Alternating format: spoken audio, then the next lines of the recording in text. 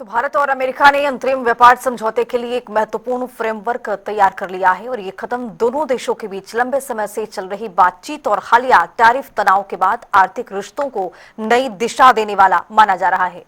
केंद्रीय वाणिज्य मंत्री पीयूष गोयल ने सोशल मीडिया प्लेटफॉर्म एक्स पर इसकी जानकारी साझा की है, जिसके बाद दोनों देशों ने संयुक्त बयान जारी कर समझौते की पुष्टि की है।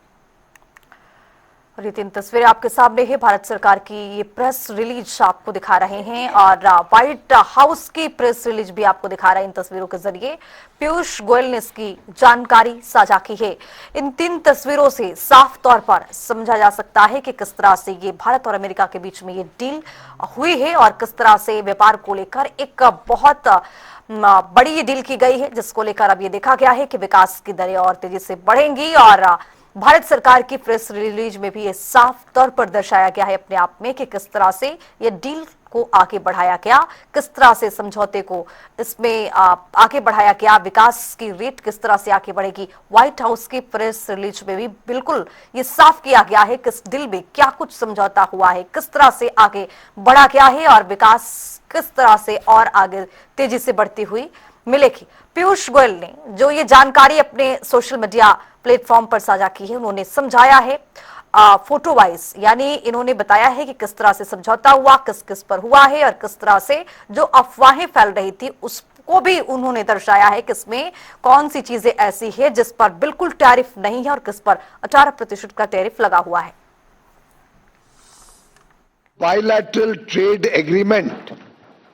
फरवरी 2025 में चर्चा शुरू की थी। इस उद्देश्य के साथ के भारत और यूनाइटेड स्टेट्स के बीच $500 बिलियन का द्विपक्षीय व्यापार हर वर्ष होना चाहिए। उस लक्ष्य को हासिल करने के लिए आज का दिन स्वर्णिम अक्षरों में लिखा जाए। आने वाले दिनों में जिस प्रकार से नए अवसर, नए मौके खुलते हैं, जिस प्रकार से हमारे निर्यातकों के लिए बहुत बड़े पैमाने पे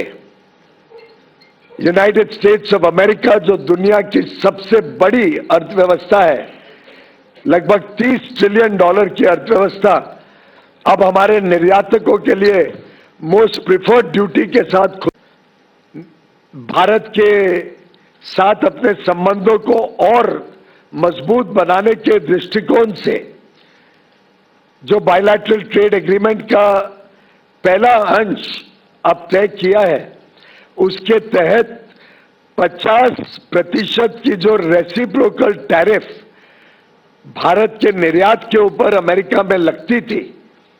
वो अब 50% से घटकर मात्र 18% लगेगी। कुछ लोग जो भारत के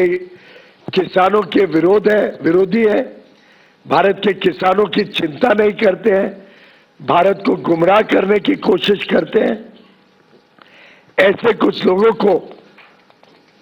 आज ये देख के हैरानी हो रही है कि कैसे भारत और यूएस के इस एग्रीमेंट के द्वारा कई सारे किसानी क्षेत्र के सामान पर शून्य कोई लाभ भारत में इंपोर्ट करते हुए दिया गया है। कोई लाभ नहीं दिया गया, कोई रियायत नहीं दी गई है। लोग सोचते थे ना कि भाई किसानी क्षेत्र में सब खुल जाएगा। हमने कोई ऐसा काम नहीं किया है जिसमें किसी भी किसान को नुकसान हो।